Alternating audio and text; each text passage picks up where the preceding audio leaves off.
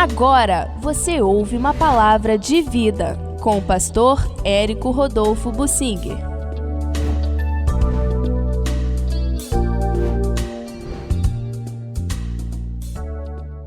Quando Deus entrega o seu povo e preserva alguns. Eu quero focalizar este princípio que perpassa a Bíblia, do princípio ao fim. É uma aplicação da doutrina da santificação. Deus separou Adão e Eva do paraíso porque eles estavam em pecado. Deus separou a família dos Sete da descendência do Caim para que eles pudessem preservar a revelação de Deus. Por fim, eles se misturaram todos e Deus preservou a Noé. Não havia ninguém bom, nem o Noé. Mas Noé achou graça aos olhos de Deus. Não foi justiça que Deus fez ao Noé. Noé achou graça aos olhos de Deus e o Senhor resolveu preservar o Noé, que era um roceiro, analfabeto, para poder recomeçar tudo depois do dilúvio. Logo, logo, o ser humano se contaminou e praticamente toda a raça humana se contaminou e Deus teve que atuar na Torre de Babel. Então ele separou o Abraão. O Abraão também não era justo, ele achou justiça de Deus. Capítulo 4 de Romanos nos explica isso. Se o Abraão tem que se gloriar, não diante de Deus. Ele não era justo, o Abraão. A justiça foi imputada sobre ele porque ele creu. Abraão, como Noé, achou graça aos olhos de Deus. E assim por diante. Esse princípio da santificação perpassa toda a Bíblia.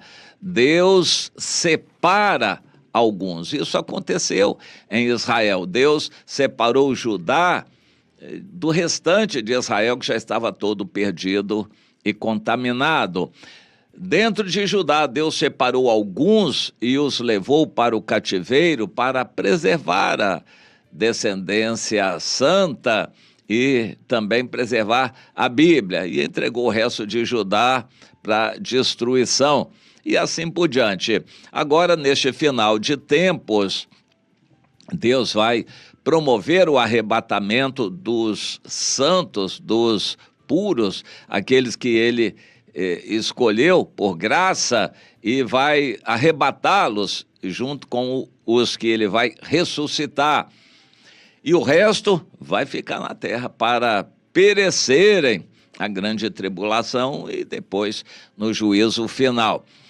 Deus sempre querendo separar alguns, mas mesmo quando no seu próprio povo a maior parte está entregue ao pecado, e é mais ou menos o que a gente vê hoje no mundo, o que leva o nome de cristianismo está mal.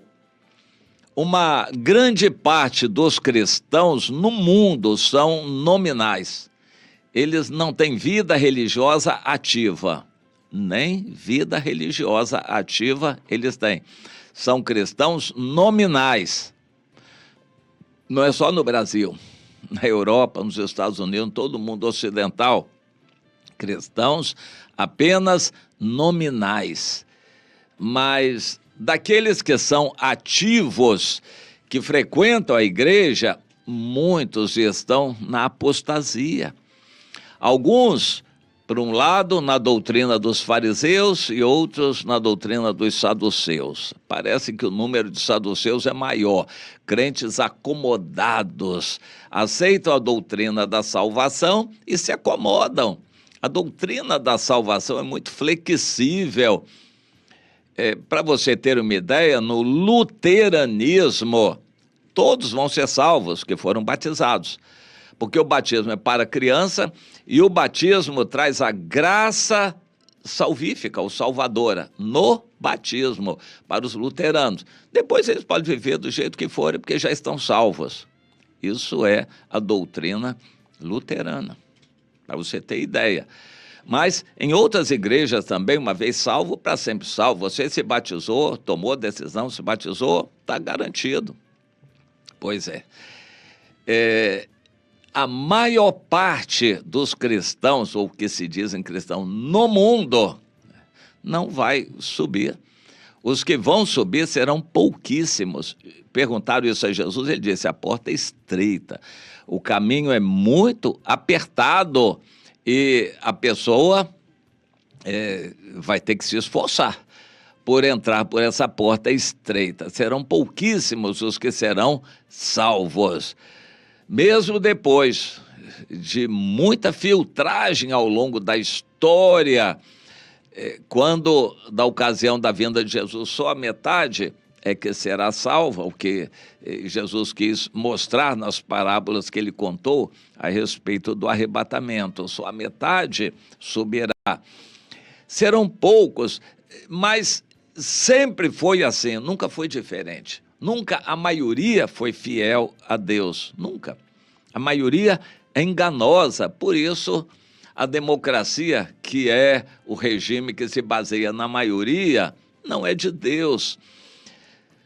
Mas é o que temos aí, não nosso. Nós estamos aí, nós não somos daí, entenda isto.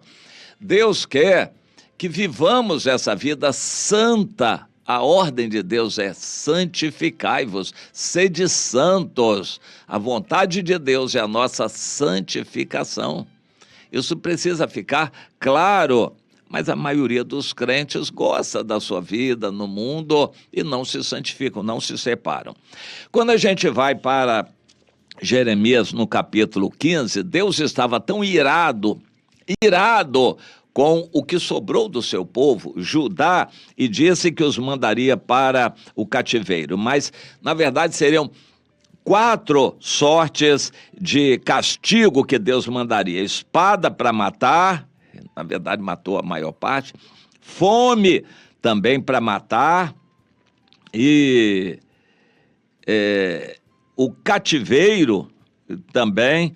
Então, o Senhor lançaria o cadáver deles para as feras e para as aves do céu comerem, tudo por causa de Manassés, que esgotou a paciência de Deus, e Deus determinou não mais desistir da ideia de destruir o seu povo. Ele disse, eu estou cansado de ter compaixão, ainda que Moisés e Samuel se pusessem nessa terra para interceder por ela, eu não atenderia. Já estou resolvido, vou destruir todo esse povo. Mas o Senhor, lá na frente, por causa da intercessão do Jeremias, ele diz, olha, eu vou preservar a sua vida. O Jeremias diz, Senhor, eu estou sendo fiel a ti. Eu não me meto com os pecadores, eu não estou com eles, Senhor. E eu estou sendo fiel. Então o Senhor diz, eu vou colocar você contra esse povo.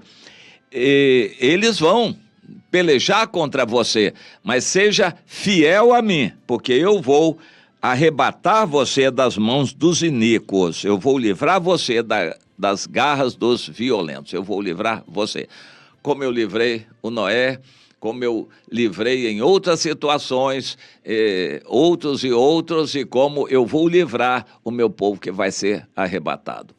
Você entende isso? Era uma situação crítica. Deus cansou.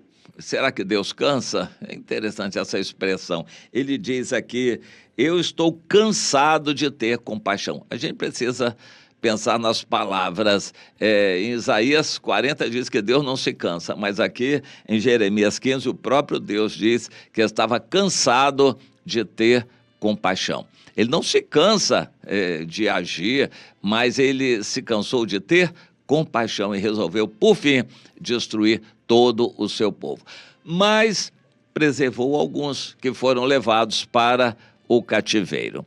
Entenda isto, Deus preserva uns. Nós estamos em uma situação no Brasil em que a maior parte da igreja está corrompida, apostatada. O que se chama de cristianismo no Brasil é uma vergonha. Quando a gente vai num lugar, a gente tem até vergonha de dizer que é pastor. Quando diz que é pastor, aquele risinho irônico, está com o bolso cheio, né?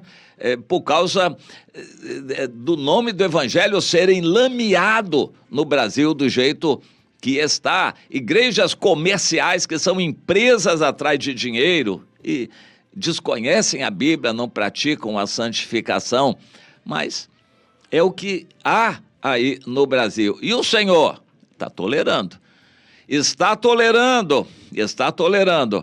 mas em algum momento ele cansa de ter compaixão e já determinou: o Brasil vai passar pela peneira de Deus, o filtro, muito sofrimento, muita calamidade no Brasil. Hoje, nós vivemos no Brasil uma espécie de paraíso do mundo. O Brasil é um país de liberdade, com progresso, fartura de comida. Só passa fome quem quer neste Brasil. A situação está boa demais no Brasil. E Deus está satisfeito? Não. O povo dele está acomodado, apostatado. Deus já determinou. E há coisas que Deus vai fazer nesse Brasil. Mas e quem é fiel, santifica, consagra a vida? Deus é fiel para cuidar dessas pessoas e Deus sabe cuidar desses que são fiéis. Entenda isto, meu irmão, Deus sabe cuidar dos que são fiéis e Ele leva o justo antes que venha o mal, mas Ele sabe preservar o justo, aquele que anda na sua presença. Nunca foi diferente. No Brasil vai ser assim também. Deus é fiel. Ele sabe preservar os seus, mas ele vai agir com relação aos outros também. Entenda.